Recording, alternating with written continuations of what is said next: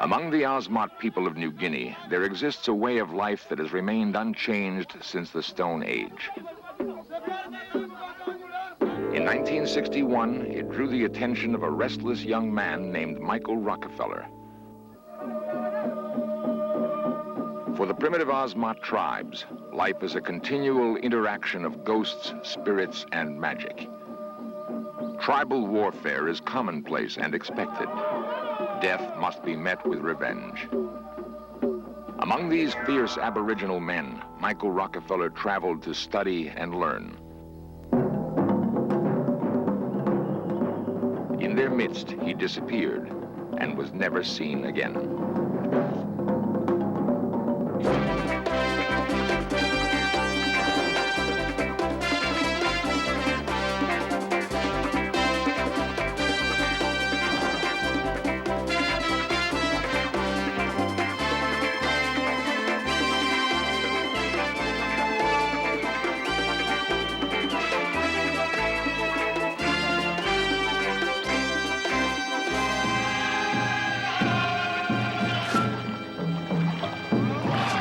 Entranced by a culture he had never before experienced, Michael Rockefeller passionately documented Osmot life.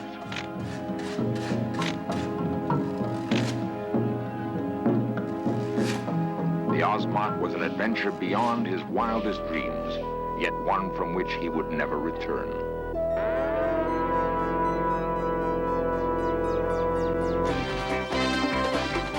This series presents information based in part on theory and conjecture. The producer's purpose is to suggest some possible explanation, but not necessarily the only ones, to the mysteries we will examine.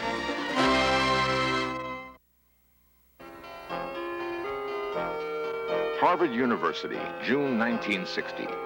For Governor and Mrs. Nelson Rockefeller, it was a special, emotional moment. Their youngest son, Michael, had graduated with honors. Ahead of him lay a life filled with promise and great opportunity. At 22, Michael Rockefeller was the most outgoing and restless of the governor's 3 sons and 2 daughters. He loved travel and people, and within 6 months he was half a world away in the remote highlands of Dutch New Guinea. Michael had joined an anthropological expedition to study and record a Stone Age tribe called the Dani. Sensitive and enthusiastic, he took special pleasure in his work.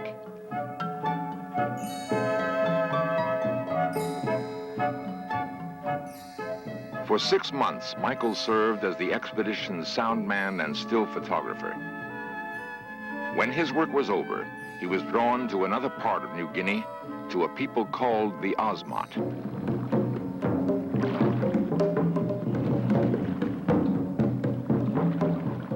Along the coast and in the winding tidal rivers of southern New Guinea, the primitive Osmot tribes lived as they had since primeval times. Michael Rockefeller traveled throughout the region, fascinated by the Osmot culture and way of life. In his journal, Rockefeller wrote, "The Osmot is equal to my wildest dreams. It is a land of great winding rivers, jungle, and mud. Literally nothing else. The people have lived for centuries on little besides the pulp of the sago palm and fish. Some remote areas are still headhunting." A keen observer and gifted photographer, Michael carefully documented Osmot life.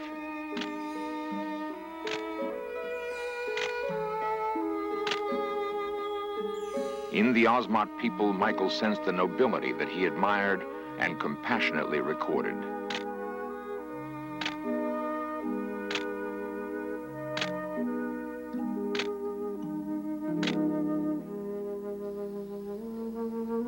The word Osmot means tree people, and indeed Osmot culture depends almost totally on trees, for food, shelter, for their canoes, and for their art. The Osmot even believe themselves to be descended from trees. Their mythology tells of a great magician who wandered their uninhabited land. Out of loneliness, he carved human figures from mangrove wood.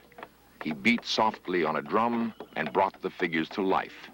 Thus, the Ozmot came to be. The Ozmots still believe that their spirits reside in trees.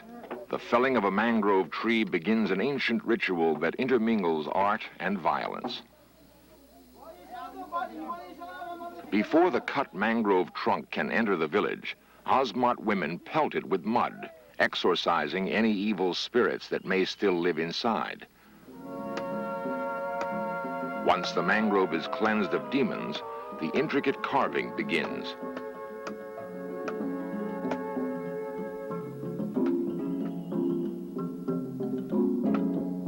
Shaped into the head of dead ancestors and kinsmen, the carving becomes a vital link between the material and spiritual worlds. For the Ozmot, natural death does not exist. Only evil spirits and enemies account for the passing of life. The finished carving becomes a pledge to the dead that their spirits will be revenged. The beauty of Ozmot art completely captivated Michael Rockefeller. In his journal, Rockefeller wrote, "The key to my fascination with the Ozmot is the wood carving. The sculpture which the people here produce is some of the most extraordinary work in the primitive world." Full of youthful enthusiasm, Michael Rockefeller began collecting Ozmot art.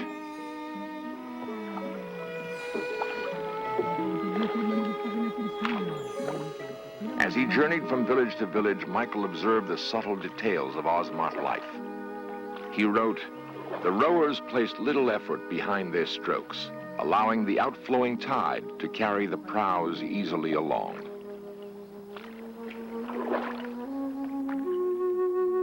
For weeks, Michael traveled through Ozmot territory, often accompanied by missionaries and anthropologists.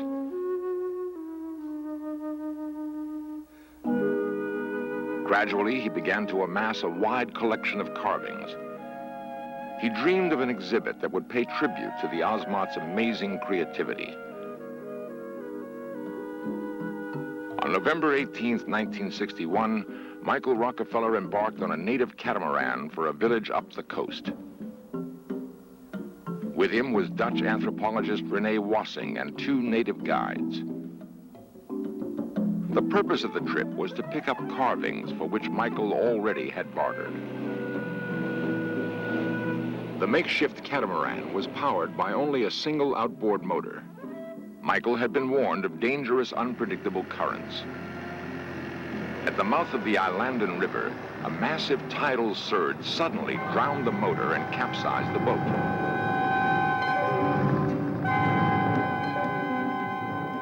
The natives swam for help.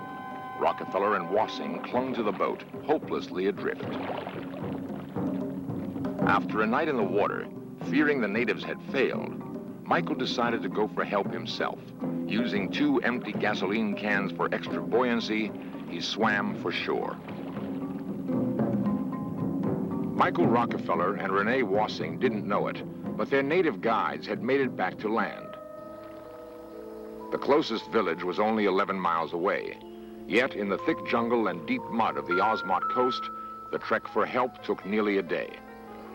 When Dutch authorities finally learned of the accident, a full-scale search was launched immediately.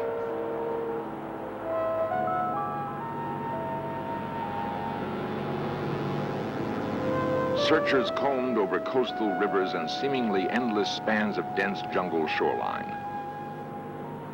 The region below was hostile and forbidding. The coastline was a muddy swamp with estuaries where crocodiles prowled. Beyond lay spongy tangles of sago palms and mangroves, alive with poisonous snakes, scorpions, and swarms of mosquitoes. The Ozmot had named their home the Land of Lapping Death. Suddenly, a miracle. A flying boat had found Renee Wassing, still clinging to the capsized catamaran more than 20 miles out to sea. Stunned and exhausted, Wassing told reporters of the ordeal. He had tried unsuccessfully to dissuade Michael from attempting the swim to shore. Michael's last words were, "I think I can make it."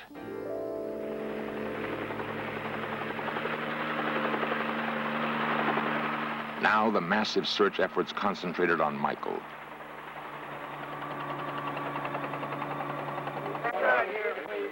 The news that his son was lost had taken 3 days to reach Governor Rockefeller. Stunned and disoriented, he tried his best to deal with an endless onslaught of questions. I'm headed out there. Hopefully I'll find him before we get there, but to be there when they do find him, so if there's anything I can do, I will. In New Guinea, the news was not good. No trace of Michael had yet been found. For the native Osmot, the spectacle of the search was awesome and overwhelming. They had never seen anything like it. Several more days of searching yielded nothing. A pale and haggard father had almost given up hope. Then, the first clue. The red gasoline can that Michael used for extra buoyancy was found at sea. It was strong evidence that Michael had drowned, but at the same time, it offered a faint glimmer of hope. 5,000 natives began searching up and down the New Guinea coast, looking for any other trace of Michael. Nothing was found.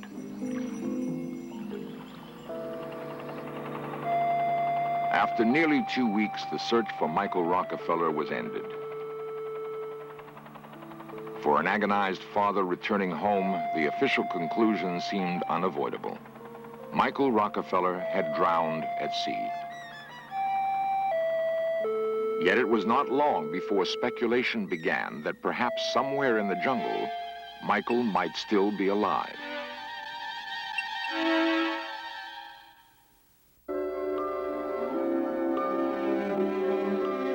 New York City, 1968. 7 years after Michael Rockefeller's disappearance, one man was led to begin a personal search for the missing Rockefeller. Milt Macklin, a writer and magazine editor, was met in his office by a secretive man who would call himself only Donahue. Donahue told Macklin that several months before, on a tiny island called Kanapu, he had seen and talked with Michael Rockefeller. Intrigued with the story, Macklin made plans to go to New Guinea. Macklin's information from Donahue was sketchy, but he had decided to follow the difficult route. According to Donahue's story, Rockefeller was picked up by a native war party and taken by canoe on a 1,000-mile journey to the Trobriand Islands. As Macklin made his way through the jungle, he began to understand Michael's attraction to its primitive beauty.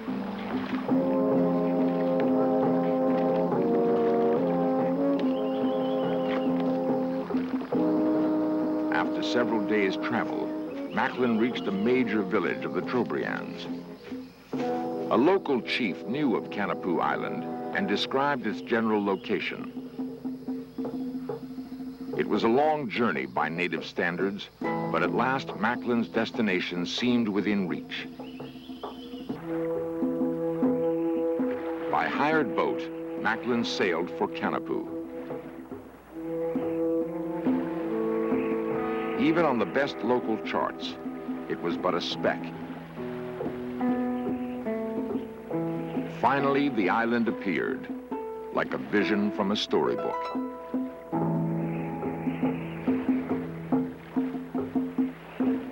After a long and tiring journey, Milt Macklin approached his destination with hopeful expectation.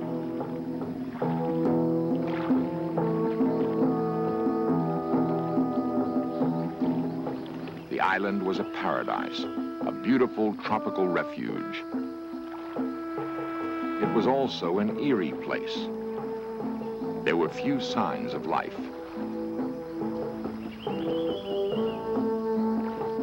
A careful search led finally to a makeshift shelter.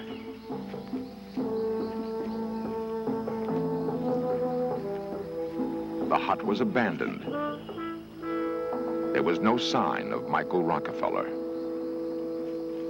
Discouraged and disappointed, Milt Macklin gave up his Kanapu search.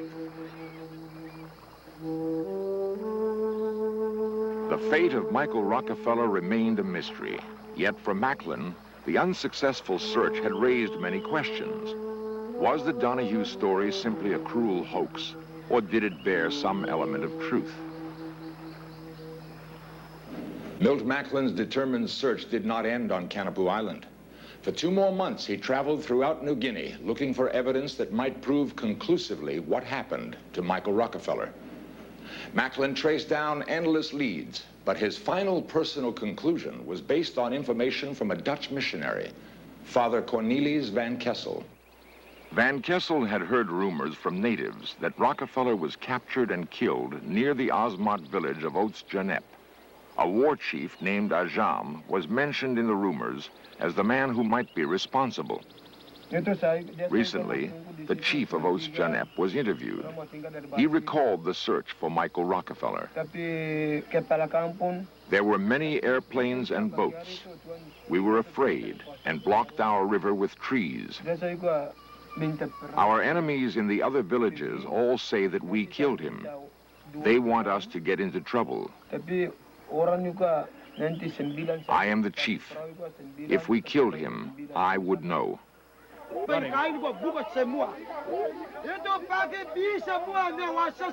The full and true story of Michael Rockefeller's disappearance may never be known. If the answer lies among the Osmot, a nearly impenetrable cultural curtain prevents a final solution. Yet, in the life of the Osmot, the age-old rites that once preceded tribal violence can still be witnessed. After the mangrove ancestor poles are carved, an elaborate ceremony begins in honor of the dead.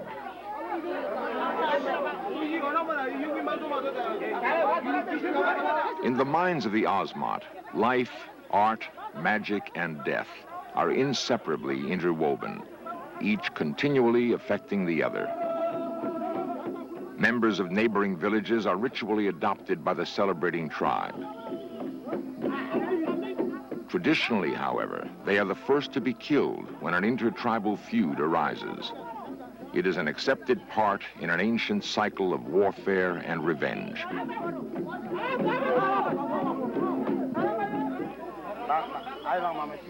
The ancestor ceremony climaxes when the poles are returned outside.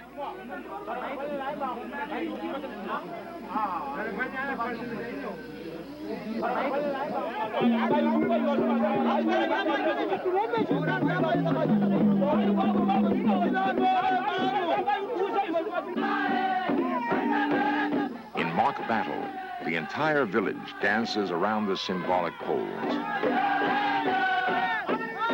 Only a generation ago, the ceremony would have led to a revenge attack on a rival tribe. But headhunting has been outlawed. An age-old way of Osmot life has been brought to an end.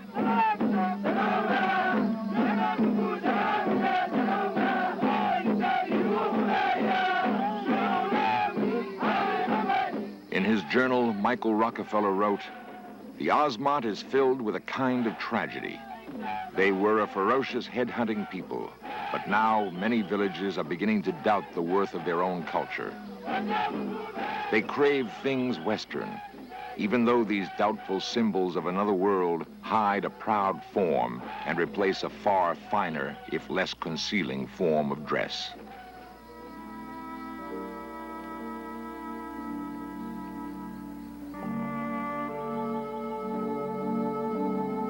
Perhaps Michael Rockefeller's dedication to the Osmot was part of a larger personal quest for self-understanding and universal values which could guide him through life.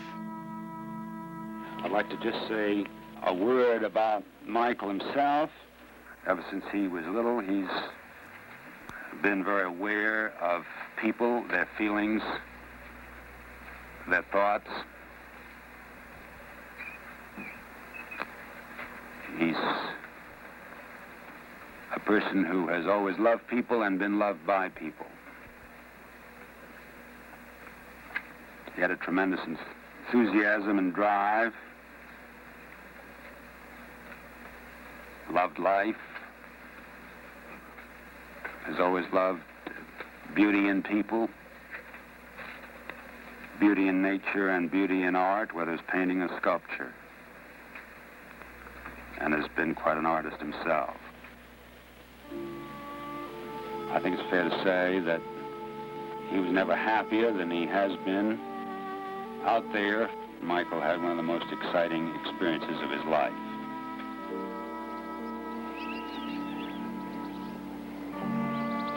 The mystery of Michael Rockefeller's disappearance may never be solved, but his passion and spirit will live on in his pictorial record of the Ozmont.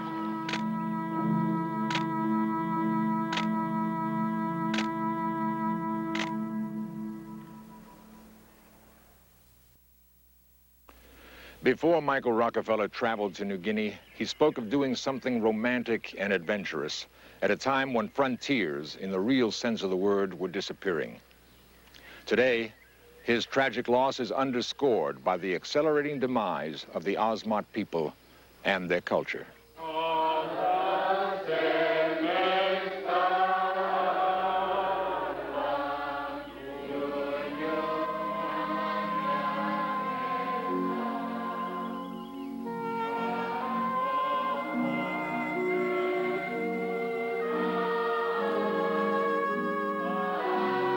While in New Guinea, Michael Rockefeller wrote, "The West thinks in terms of bringing advance and opportunity to such a place.